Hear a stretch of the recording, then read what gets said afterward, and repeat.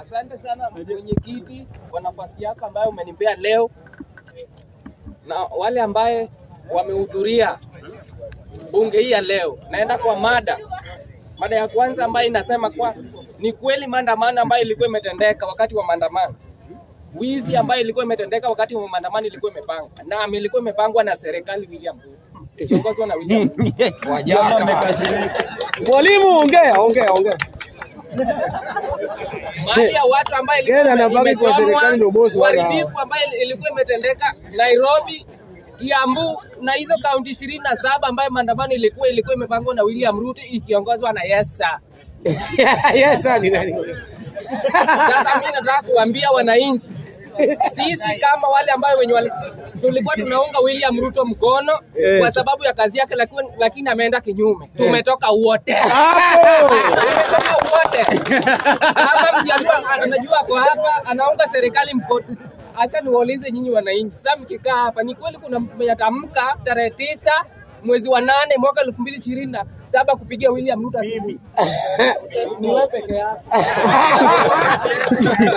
Watu wamekasirika. So mimi nataka kusema hivi.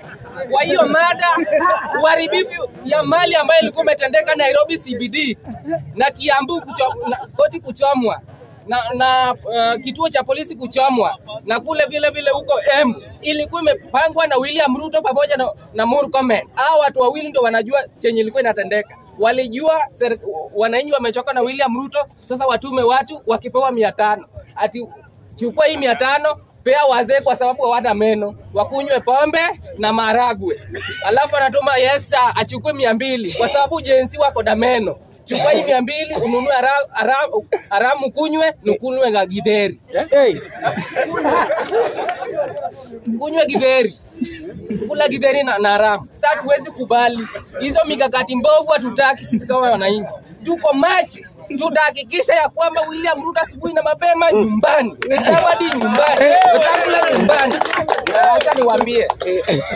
Kwa hiyo mada, yeyote awe mbunge, awe gavana, awe MCA mwenye anatembea na William Ruto pamoja, ati amebeba bagi chafu anatembea William Ruto huku na huku. William Ruto huku na huku. Wote nyumbani. Pange sisi kama wananchi tutakuwa na nyinyi. Mada ya pili. Wanajeshi kunyimwa lunch. Wanajeshi kunyimwa lunch.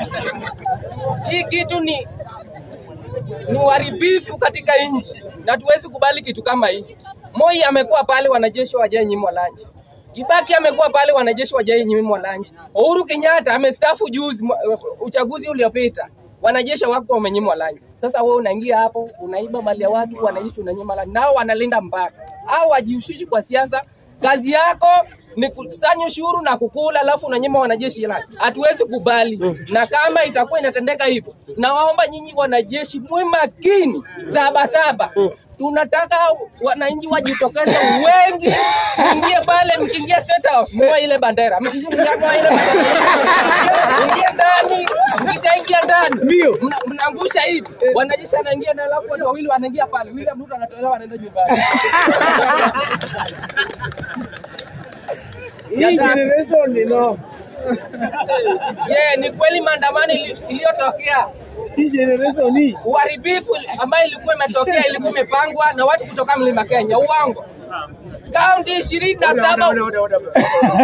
Spika. Spika ameshangaa. Baada ya tatu. Spika ni comedian. Wameuliza just simple question. And you are a teacher. Na ulikuwa teacher amekasirika. Na uliandika aje? Yeye alifanya sasa ulikuja tu na zako. The question is just simple. Huyu ni mwalimu bwana. Wameuliza ya kwamba hii maandamano ilikuwa hapa ni opposition ama serikali, sio watu wa Mount Kenya. No, amesema Mount Kenya wewe. Uko wapi wewe? So mimi niko hapa namsikiza. Sawa, asante sana mwenyekiti kwa sababu ya urekebishaji wako. Hata niendelee. Wewe si unasikia amekubali. Na uko hapa na unapi. Sasa maandamano ambayo ilikuwa imepangwa na serikali. Ati kama ilikuwa imepangwa na serikali ama ilikuwa imepangwa na upinzani. Hii kiti ilikuwa ya Wakenya wote ambao wanataka William Ruto waende nyumbani, na ilikuwa jamii moja kutoka Mlima Kenya. Ilikuwa kaunti 27. Hiyo inaonyesha nini? Inaonyesha kuwa William Ruto watu wamtaki. Kama Kisumu maandamano ilikuwa, Homa Bay kwetu maandamano ilikuwa.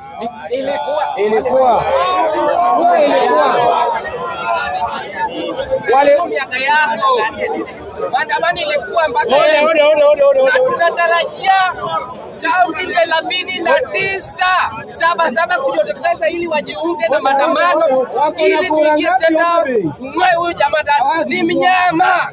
Asante sana Mungu. Nimesikia watu wameongea na nimechukua points Mr. Speaker. Na Mr. Speaker, mimi natoka Siaya County, mahali watu wamesoma Mr. Speaker. Mahali kuna madigrii, mahali kuna madiploma na ma PhD. Ukitaka ma certificate enda Siaya County. Speaker, naenda kwa mada direct. Oda. Na mnacheka. Wewe oda. Kwani wale watu wana certificate. Endo muongee mambo yako huko. Bwana watu wanaongea ujinga Mr. Speaker. Kama una certificate, watu wengine wako nazo kusoma wewe nyamaza. Na una shout tu kwa kamera. Acha hiyo. So, Mr. Speaker, kwani Jacaranda si oda. Mr. Speaker, naona kweli watu wako na certificate. Mr. Speaker, naona kweli watu wamekasirika kwa hii serikali ya Ruto. Hadi PhD ya mtu anataka kurarua sati.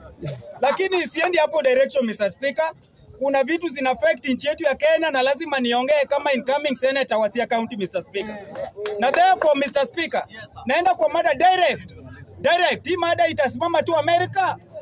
Mr. Speaker, nataka kwanza kuambia huyu DCI Mr. Speaker, ya kwamba ruthless nini statement yenye amemake leo hii imenishinda, hata sijui nitalala aje leo Mr. Speaker.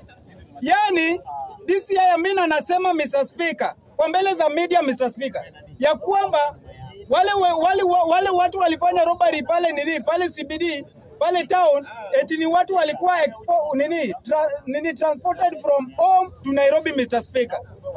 It is a big lie Mr. Speaker. Hakuna kwani nani akona hiyo pesa ya kutoa tu watu almost 200,000 kutoka ushago kuja wa demonstrate Nairobi Mr. Speaker.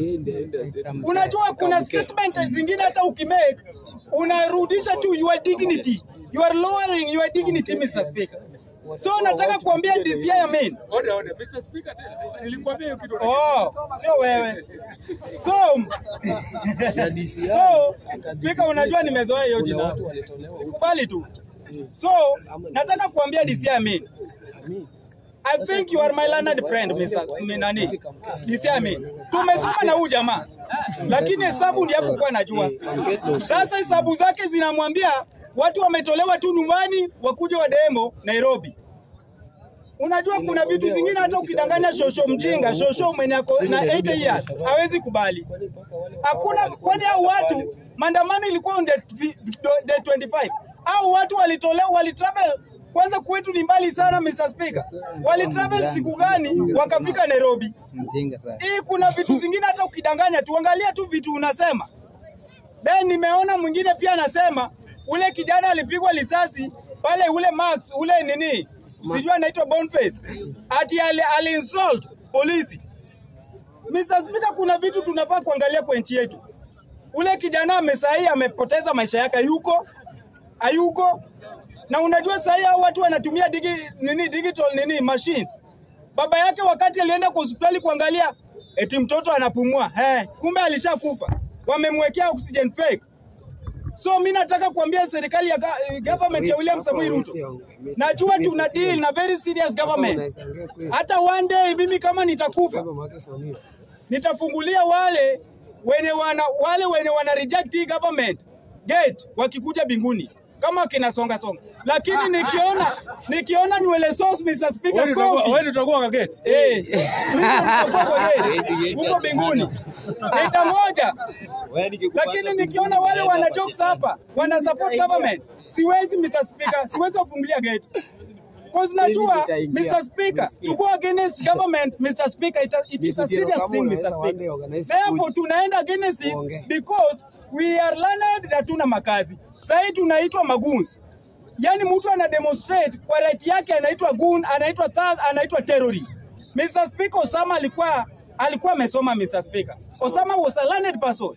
Lakini kwa sababu hakukuwa na kazi, akatumia ujanja ya kuchimba chini ya hii chini, Mr. Speaker. Pia mimi nitakuja na hiyo strategy. Nitadili hao watu properly. Osama aliniambia kitu moja. Na hiyo ndio kitu nitafanya. Kudili na kina Ruto. Hakuna venye watu wanateseka kwa nchi yetu, nao watu wanaangalia tu. Watu wanauliwa, wanaangalia tu. Nataka kuambia Ruto, you are a one-term president. And mark my face, you are a one term kwa sababu mimi nimechoka hata na maisha. Ukiniua sasa hivi umeua nothing. Mimi ni mtu alishakufa kitambo. Asante sana Mr. Speaker. You have nothing to lose.